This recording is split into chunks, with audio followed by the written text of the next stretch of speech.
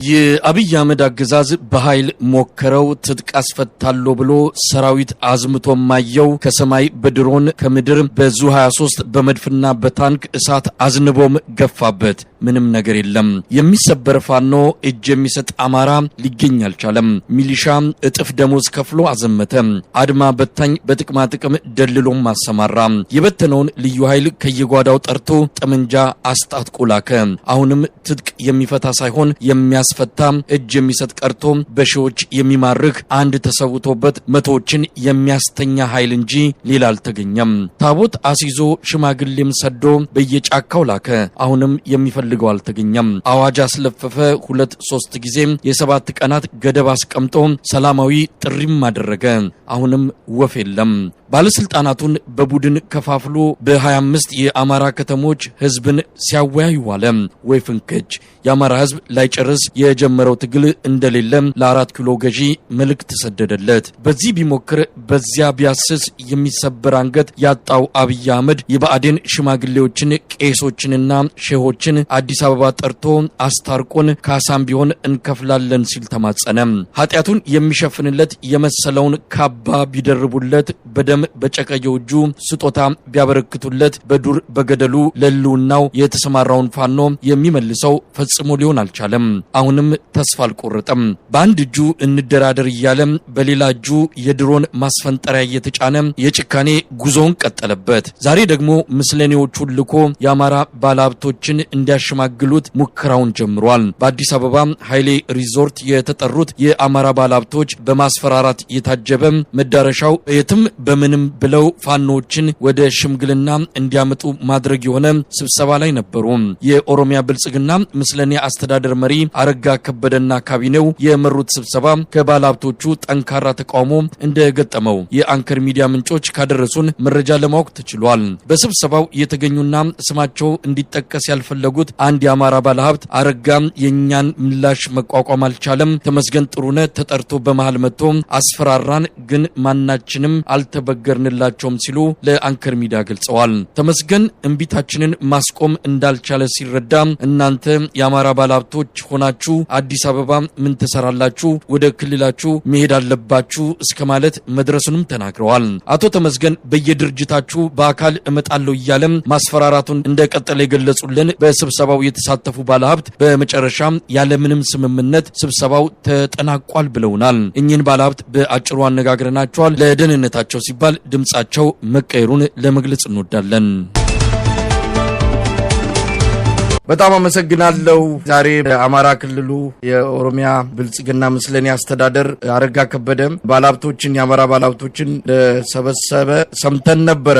እርሶ በዛ እንዳሉ መረጃውን አግኝተን የደወልኩሎት። በጣም ነው አመሰግኖት። እንደው እንዴት ነበር ስብሰባው ባጭሩ ቢነግሩኝ? አመሰግናለሁ። ያው ቀደም ሲል እንዳልከው በዛሬው ዕለት በኃይሌ ሪዞርት አዲስ አበባ ላይ ባለሀብቶች ስብሰባ ነበረ። ለባለሀብቶች ተብሎ ጥሪው ሲደርሰን መጀመሪያ የነበረው የአማራ ክልል ያለውን ችግር ለአንዴና ለመጨረሻ ጊዜ በምን መልኩ እንፍታው፣ ኑ እንምከር የሚል ጥሪ ነበረ። ከጥሪው ላይ ቁርጠኝነት ያለው የሚመስል አንድምታ ያለው ነበረ።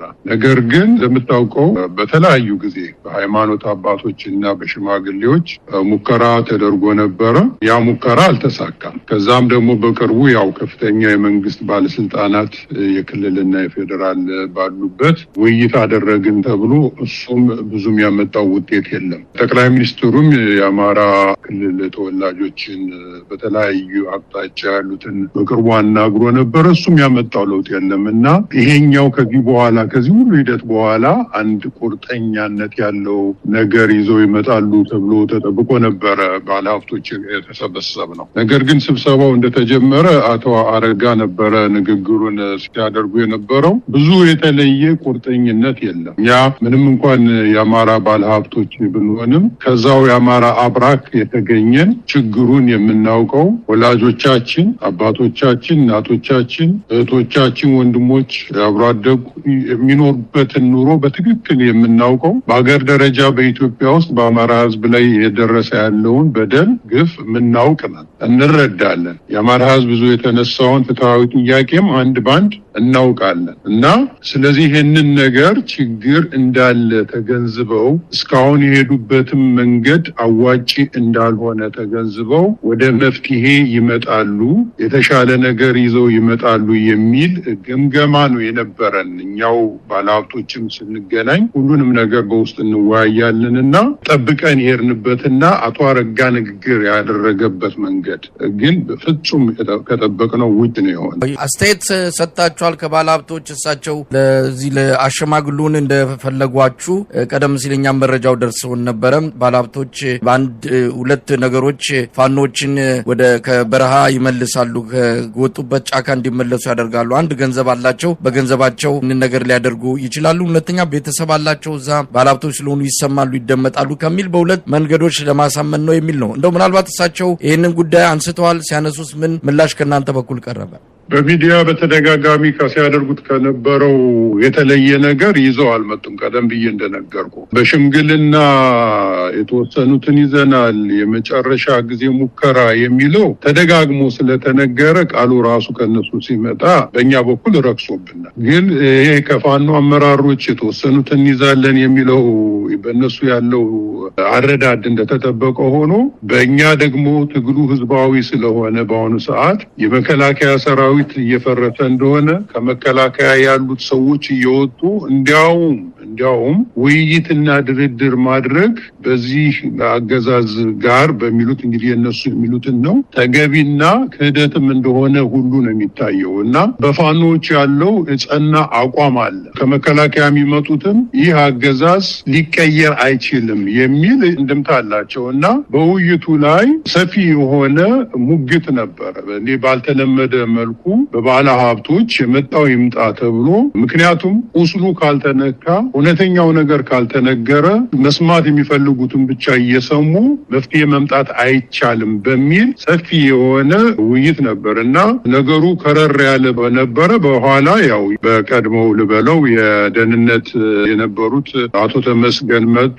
አቶ ተመስገን ደግሞ ጉዳዩን ጭራሽ አውሰበሰቡት። እሳቸው እንዲያውም ባለሀብቶችን በቁጣና በግሰጻ በሚመስል መልኩ እንግዲህ እናንተ እኛ የምንላችሁን ይህንን ማድረግ የማትችሉ ከሆነ ቦታችሁ አዲስ አበባ አይደለም የሚል ወደ ክልላችሁ ሂዱ የሚል ከአንድ እንዲያው በፖለቲካ ከቆየ ሰው የማይጠበቅ ንግግር ነው ያደረጉት። ይሄ ደግሞ ባለሀብቱን እጅግ ነው ያስቆጨው። ምክንያቱም ባለሀብቱ በላቡ ሰርቶ ለፍቶ ያገኘው በሀገሩ ላይ ሀብት እንጂ ማንም በፈለገ ጊዜ የሚሰጠው ማንም በፈለገ ጊዜ የሚነሳው አይደለም። ምናልባት እዚህ ጋር ያለው ጥያቄ ፈጠረብን። እናንተ የአዲስ አበባ ከተማ ነዋሪ ሆናችሁ ምናልባት በብሔር የአማራ ማንነት ሊኖራችሁ ይችላል እንጂ ስራችሁም እንቅስቃሴያችሁም በአጠቃላይ ኑሯችሁም አዲስ አበባ ሆኖ ወደ ክልላችሁ ሂዱ የሚለው ነገር ምን ማለት ነው? ትንሽ ስላልገባኝ ነው። ወደ ክልላችሁ ሂዱ የሚለው ራሱ የክልል ሀሳብ አይምሯቸው ላይ አልወጣም። ክልል የሚለው ነገር ይሄ እነሱ ተሸክሞት የመጣው ቫይረስ ከነሱ የለቀቀ አይደለም። አዲስ አበባ ለአማራ ተወላጆች አገር መሆኑን አያውቁም፣ አይረዱም። አቶ ተመስገን ሁልጊዜም እንደሚታወቀው የአብይ አህመድ ጠቅላይ ሚኒስትር አብይ አህመድ የሚሰጣቸውን አሳይመንት ብቻ ወስደው ከማድረግ ውጪ የሚሰሩት ነገር የለም። እኔ የሚናገሩትም ነገር በትክክል ይረዳሉ ብዬ አላስብም። እሳቸውን ፕሮፋይል ወደኋላ ሄዶ ማየት ይከብዳል። ምክንያቱም በእሳቸው የደህንነት ዘመን ኢትዮጵያ ውስጥ ያልተፈጸመ በደል ያልተፈጸመ ግፍ የለም። ከእሳቸው የደህንነት ይልቅ ዋናውን ስራ ሲሰራው የነበረው አሁን እንግዲህ በኦሮሚያ በኩል በሰሞኑ ሮይተርስ አወጣ የተባለው ሆሬ ነገኛ ነበር ስራውን የሚሰራው እና ይህንን ሁሉ እያወቁ አሳልፈው የስልጣናቸውን የሰጡ ሰው ናቸው እና አሁንም ደግሞ እንደው ረጋ ብለው ሰከን ብለው ይህንን ተመሳሳይ ስህተት እየሰሩ የተለየ ውጤት ማግኘት ስለማይቻል መለስ ብለው ይመጣሉ ተብሎ ሲጠበቅ ነገሩን አክርረው ከአማራ ከአዲስ አበባ ወጣላችሁ የሚል መልእክትን ያስተላልፉ። የመተማ ዮሐንስ ከተማ በፋኖ ኃይሎች ቁጥጥር ስር መሆኗ ተገለጸ። ሱዳን ድንበሯን እንደዘጋችም ተመልክቷል። ከትላንት ጀምሮ ሲካሄድ የነበረው ውጊያ በዛሬው ዕለት የአብይ አህመድ አገዛዝን የጸጥታ መዋቅር በማፍረስ ከተማዋን ሙሉ በሙሉ መቆጣጠር መቻሉን የአማራ ፋኖ ጎንደር ዕዝ አስታውቋል። የሱዳኑ የዜና ወኪል ሱዳን ትሪቡን የፋኖ ኃይሎች የመተማ ዮሐንስን ከተማ ተቆጣጥረዋል፣ የመንግስት ኃይሎች ወደ ሱዳን ገብተዋል፣ ድንበሩም ተዘግቷል ሲል ዘግቧል። የአማራ ፋኖ ጎንደር እዝ አርበኞች ክፍለ ጦርና የአጣና ዋሴ ክፍለ ጦር በጋራ በፈጸሙት የማጥቃት እርምጃ ነው የአብይ አህመድ ሰራዊት ከፍተኛ ኪሳራን አስተናግዶ አብዛኛው ኃይሉ ምርኮና ቁስለኛ የሆነው። የአማራ ፋኖ የጎንደር እዝ የፋይናንስ ቁጥጥርና የአርበኞች ክፍለ ጦር ዋና አዛዥ ሻለቃ ብርሃኑ ነጋ ለአንከር ሚዲያ እንዳረጋገጡት አሁን መተማ ዮሐንስ በቁጥጥር ስር ይገኛል። የብልጽግና መዋቅር ሙሉ በሙሉ ፈርሷል። የመተማ ወረዳን በሙሉ ነጻ ያደረገው የፋኖ ኃይል ከምዕራብ ጎንደር የብልጽግናን አገዛዝ ጠራርጎ ለማስወገድ እንደተዘጋጀም ሻለቃ ብርሃኑ ለአንከር ሚዲያ ገልጸዋል።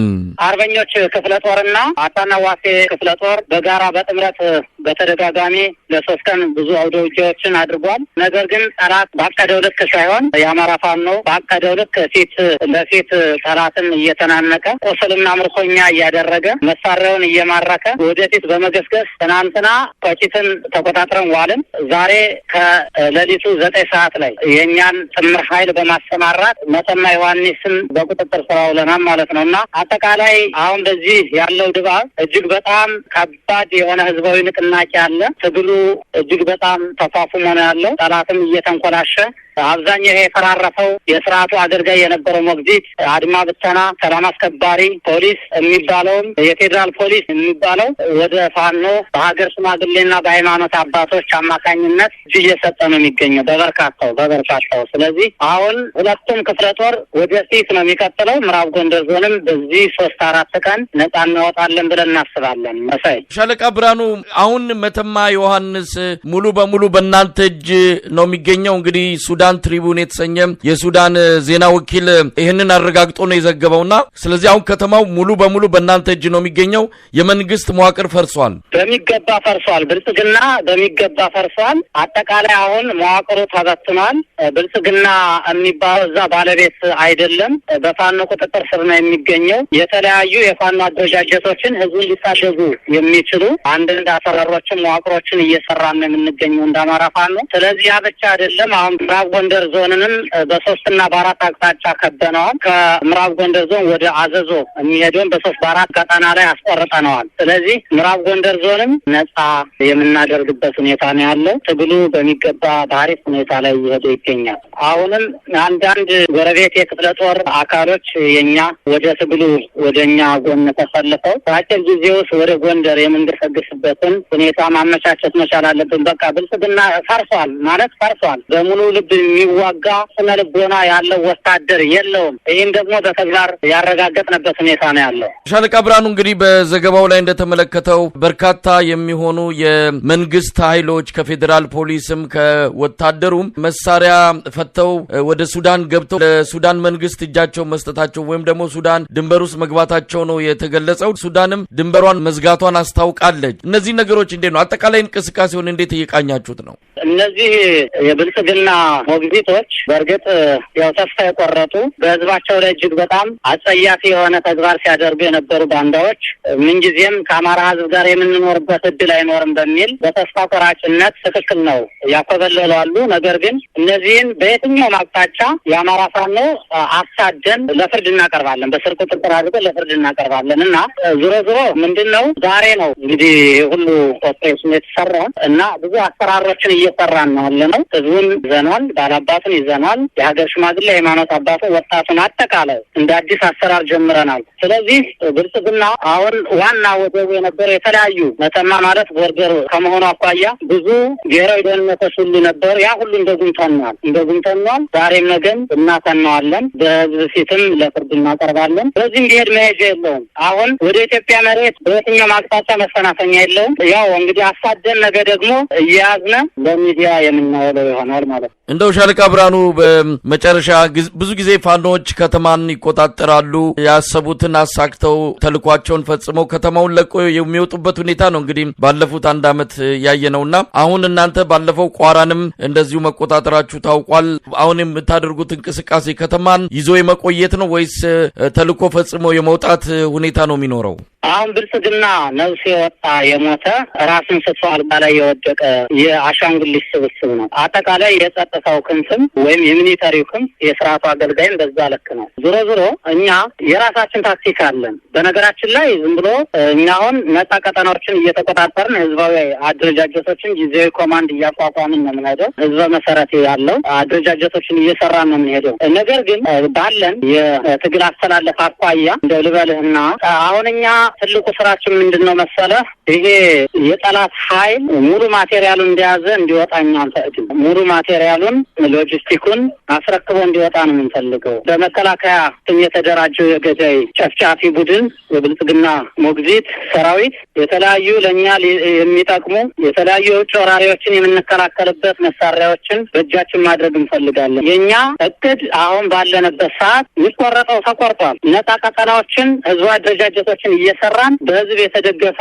እንቅስቃሴ እያደረግን ስለሆነ ወደፊት መግፋት ነው። ይሄ ነው የእኛ አቋም እንጂ ለምሳሌ በሽምቅ ውጊያ አይነት የሆነ ጥቃት አድርሶ ወደኋላ ለመሸሽ አይደለም። ያም የሆነው ጠንካራ የደህንነት መረብ ያለው ስርዓት ወይም መንግስት፣ ጠንካራ የሚሊተሪ ክንፍ ያለው መንግስት ሲሆን ነው። ይሄ እኮ የፈረሰ የተበተነ የፖለቲካ ፍልስፍናውን የማያውቅ በሰከረ ፖለቲካ ውስጥ ዛሬ የተናገረው ነገ የማይደግም ስብስብ ነው። ይህን ስብስብ ደግሞ በአማራ ህዝብ ትከሻ ለአንዴና ለመጨረሻ አውርደን ያው ለመቅበር ዝግጁ ነን ለማለት ነው። ይህ በጣም ትልቅ ወሳኝ የታሪክ ክስተት ነው። እንግዲህ በሱዳን ያለው ሁኔታ ይታወቃል። በእርስ በርስ ጦርነት ውስጥ ያሉ ኃይሎች ናቸው እየተፋለሙ ያሉት። ድንበሩን እንዲዘጋ ውሳኔ ላይ እንደተደረሰን የተሰማው ደግሞ መጨረሻ ማለት የምትችሉት ነገር ካለ በየትኛው ቀጠና ያለ የአማራ ተወላጅ የሆነ ሁሉ የትግሉ ባለቤት እንዲሆን ጥሪያችን እናስተላልፋለን።